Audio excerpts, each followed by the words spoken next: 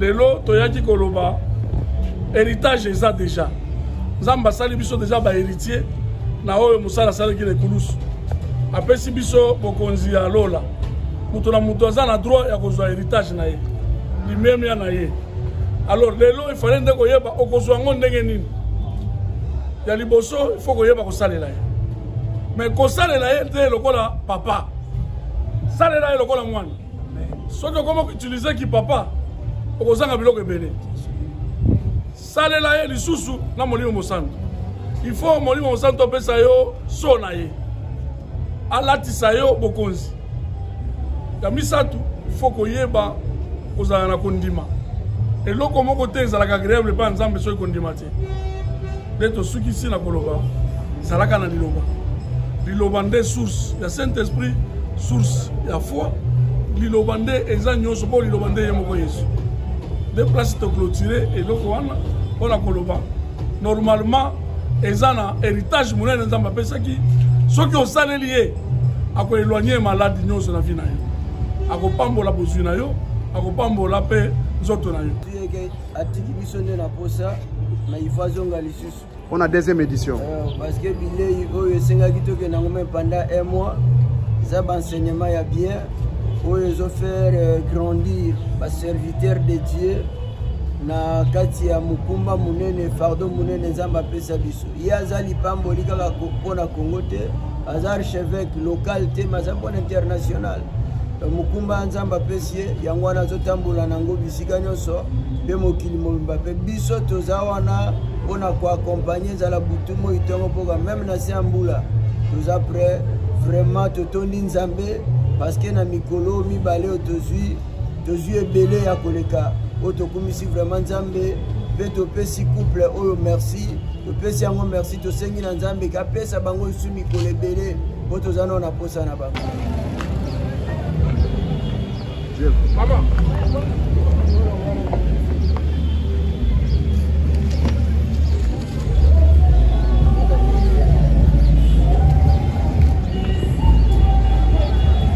C'est là. Ok, merci. Oh, Yambaye, Yambaye, hein? Yambaye. Zéla, Zéla, Zéla. L'examen. Ok.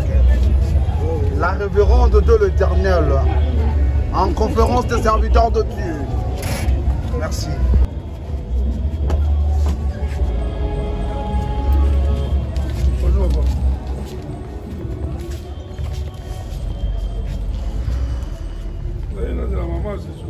C'est ça.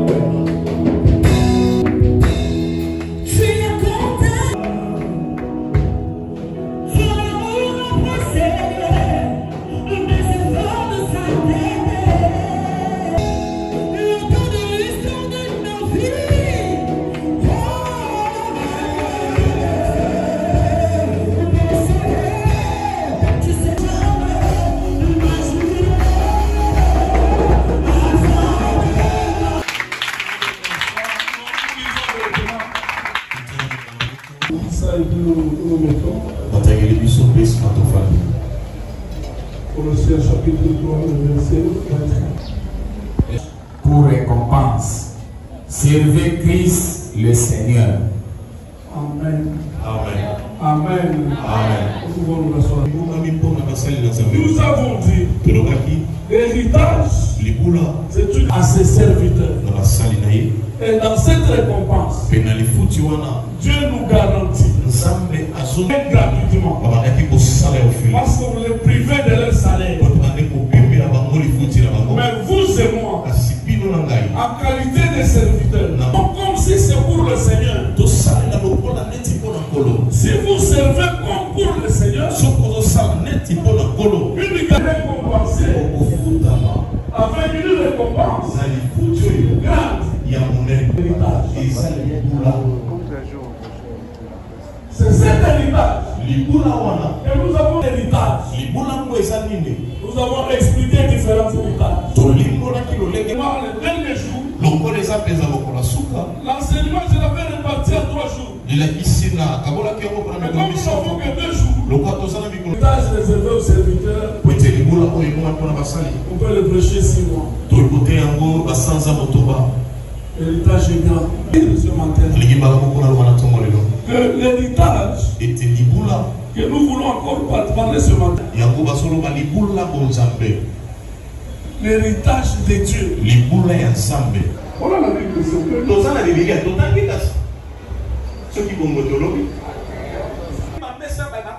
Quand nous devons avancer de verset à l'église, mais les avançons par rapport à notre culture. Merci. Merci. Merci parce que dans la journée, mon pouvoir, il fallait que Misala, il fallait que ma femme, ma programme, belé. Mais on dit que le Guinée Moussala wana. Alléluia.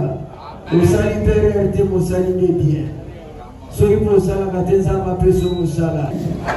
Voilà ton plan à homme en protocole avant. Je profite encore pour accepter le remerciement. J'aimerais que vraiment tous les pasteurs de cité de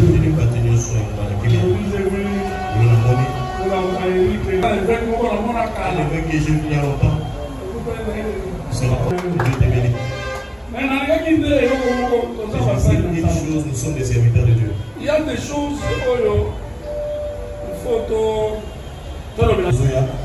nous venons apporter la parole de Dieu. Nous n'avons pas la connaissance supérieure. Quand nous apportons Christ, notre souci, c'est que tu as reçu.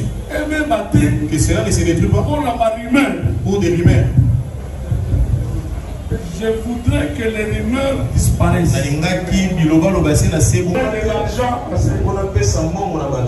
À l'inspecteur. Non. Je ne suis pas venu avec des millions. Je vous rassure. Je ne lui ai rien donné. L'inspecteur avait mis biso. Allez là, il a bouffé Mbongo moko na tiki awa Amanda Zombi oje le Casino quand vous devez pas quitter Amanda et monsieur Mousson je vous rassure tout mon côté c'est on a yé oui c'est un voleur bon oh mais on y voit la mission transporter oh dans pour la copesa le peu qui va donner c'est ce qui est là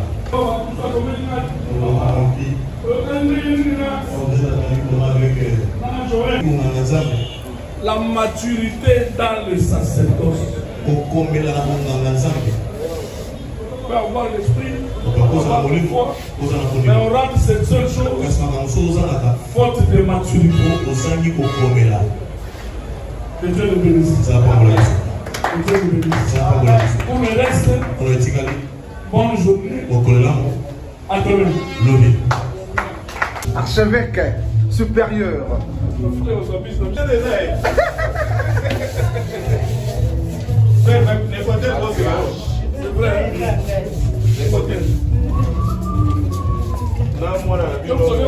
eloko ezangi te me nakosala resume lelo toyaki koloba héritage eza déjà nzambe asali biso déjà bahéritier na oyo mosala asalaki na ekulusu apesi biso bokonzi ya lola mutu na mutu aza na droit ya kozwa héritage na ye limemi ya na ye.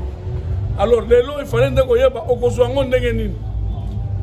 Ya liboso il faut koyeba kosalela ye. Mais kosalela ye te lokola papa. Salela ye lokola mwana. Soki comment utiliser ki papa okozanga biloko ebele. Salela ye lisusu na molimo mosantu. Il faut molimo mosantu pesa yo so na ye.